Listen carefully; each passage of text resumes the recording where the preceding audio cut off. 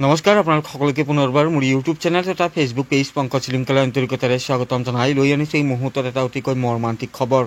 গোৱালপাৰা জিলাৰ দুধনৈ আৰক্ষী থানাৰ অন্তৰ্গত চকলপাৰাত এগৰাকী দশম শ্ৰেণীৰ ছাত্ৰই অকালতে মৃত্যুক সাৱটি ল'বলগীয়া হয়। সমনীয়াৰ সৈতে গা ধুবলৈ গৈছিল দুধনৈ নদীত আৰু তেনে অৱস্থাতে নৈত নামাৰ পিছতে সন্ধানহীন হৈ পৰে ছাত্ৰগৰাকীৰ নাম হৈছে পুলক বসুমতাৰী আৰু তেওঁ দশম শ্ৰেণীৰ ছাত্ৰ বুলি জানিব পৰা গৈছে। তেওঁৰ যি ঘৰ সেয়া খাৰা চকলপাৰা গাঁৱৰ আছিল ছাত্ৰগৰাকী আৰু আজি দিনৰ প্ৰায় 11 মান বজাত দুই সমনীয়াৰ সৈতে নদীত গা ধুবলৈ গৈছিল আৰু নদীত নামি আচলতে নিখোজ হৈ পৰে ছাত্ৰজন আৰু তাৰপিছতে হুৱা দুৱা লাগে খবৰ দিয়া হয় দুধনৈ আৰক্ষীক। দুধনৈ আৰক্ষীয়ে SDRF বাহিনীক খবৰ দিয়ে, কিন্তু কিছু সময়ৰ পিছত আচলতে ছাত্ৰগৰাকীক স্থানীয় ৰাইজে তেওঁলোকে উদ্ধাৰ কৰে, মৃত অৱস্থাত উদ্ধাৰ কৰে ছাত্ৰজনক আৰু এনেদৰে এটা শোকাকুল পৰিৱেশ বিৰাজ কৰা পৰিলক্ষিত হ'ল এইদৰে চকলপাৰাত। আৰু কিছুদিন পূৰ্বে এহাল দম্পতীয়েও এনেদৰে এই নৈতে অকালতে মৃত্যুক সাৱটি ল'বলগীয়া হৈছিল আৰু ইয়াকে কেন্দ্ৰ কৰি এতিয়া সমগ্ৰ গাঁওখনতে আচলতে শোকাকুল পৰিৱেশে বিৰাজ কৰা পৰিলক্ষিত হৈছে। শোকত ভাগি পৰিছে গাঁওবাসী আৰু এনেদৰে এগৰাকী দশম শ্ৰেণীৰ ছাত্ৰৰ নাম পুনৰবাৰ জনাই দিছোঁ পুলক বসুমতাৰী আৰু দুই বন্ধুৰ সৈতে দুধনৈৰ চকলপাৰা ঘাটত গা ধুবলৈ গৈ পানীত নামে। তাৰপিছতে পুলক বসুমতাৰী সন্ধানহীন হৈ পৰে।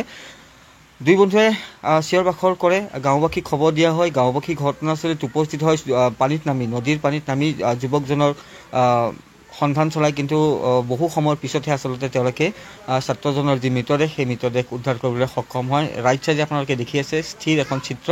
এইজন পুলক বসুমতাৰী দশম শ্ৰেণীৰ এগৰাকী ছাত্ৰ, বয়স 17 বছৰ হৈছে বুলি জানিব পৰা গৈছে আৰু ইতিমধ্যে দুধনৈ আৰক্ষী তথা SDRF বাহিনীও তাক ঘটনাস্থলীত উপস্থিত হৈছে। ছাত্ৰজনৰ যি মৃতদেহ সেয়া দুধনৈ আৰক্ষী থানালৈ লৈ অনা হৈছে। নিশ্চিতভাৱে তেওঁৰ যি যাৱতীয় কাম কাজ আৰক্ষী থানাৰ সেয়া কৰি তেওঁৰ যি মৃতদেহ সেয়া মৰণোত্তৰ পৰীক্ষাৰ বাবে গোৱালপাৰালৈ প্ৰেৰণ কৰা হ'ব। তো এটা অতিকৈ মৰ্মান্তিক ঘটনা সংঘটিত হ'ল গোৱালপাৰা জিলাৰ দুধনৈ আৰক্ষী থানাৰ অন্তৰ্গত চকলপাৰাত। কি হৈছিলে ঘটনাটো? মানে কি, ৰাতিপুৱা আমি ঠিক গম পোৱা মতে 11:30 মানত আমি গম পালোঁ, মানে ইয়াৰে এজনে ফোন কৰিলে, ঘৰতে আছিলোঁ আমিও।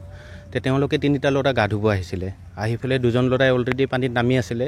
ই ভালকৈ জনামতে ইমানখিনি সাঁতুৰিব নাজানে বুলি তেওঁলোকে কৈছে আৰু তেওঁ ছাইডত আছিলে, কিন্তু যি 2জন ল'ৰা তলত নামিছিলে তেওঁলোকে তলত মানে গা ধোৱাৰ কাৰণে যিবিলাক মানে বালিটো নায়ে তেনেকৈ, নদীটোৰ অৱস্থা যিহেতু মাটি আছিলে, মাটিবিলাক ছাইড কৰি থাকোঁতে উঠি পেলাই চাই যে ল'ৰাটো নাই আৰু সেই নাই যে আৰু নায়ে আৰু তেনেকৈ মোটামুটি এতিয়াতো 1:30মান বাজিলে চাগে।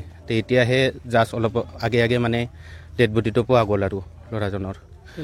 নাম কি? ল'ৰাজন পুলক বসুমতাৰী, ঘৰ তেওঁৰ খাৰা চকলপাৰা। দেউতাকে তেওঁৰ পিলপিলি চলাই পেলাই ঘৰখন চলাই আছিলে। ডাঙৰ ল'ৰা আৰু এটা সৰু ল'ৰা আছে তেওঁৰ। ল'ৰাটো দুধনৈ হাইস্কুলত পঢ়ি আছিলে জনামতে। তো এই ঘাটটো কি ঘাট কয় এইটো খাৰা চকলপাৰাৰে হয় নদীৰ ঘাট, মানে দুধনৈ নদীৰ শ্মশানৰ লগত আৰু ঘাটটো। নদীৰ অৱস্থাটো সকলোৱে জানেই আৰু এতিয়া কি পৰিৱেশত আছে নদীটো। আচলতে মানে এইটো যে হ'ল, হয় প্ৰায় আমি দেখা পাই আছোঁ যে এনেকুৱা নদীত এনেকুৱা আজি কিছুদিন আগতে আকৌ এহাল হয়, এইটোতো মোটামুটি এমাহেই হোৱা নাই। তেওঁলোকৰ জাষ্ট মানে আদ্যচাদ্যটো গ'লহে তেওঁলোকৰ। আজি আদ্যচাদ্য যোৱাৰ খুব বেছি এসপ্তাহমান হ'ল চাগে। তাৰপিছতে পুনৰ আৰু এটা ঘটনা, এইটো ঘটনা। এনেকৈ নদীটো মানে এজনৰ পিছত এজন, নদীটো যেনেকৈ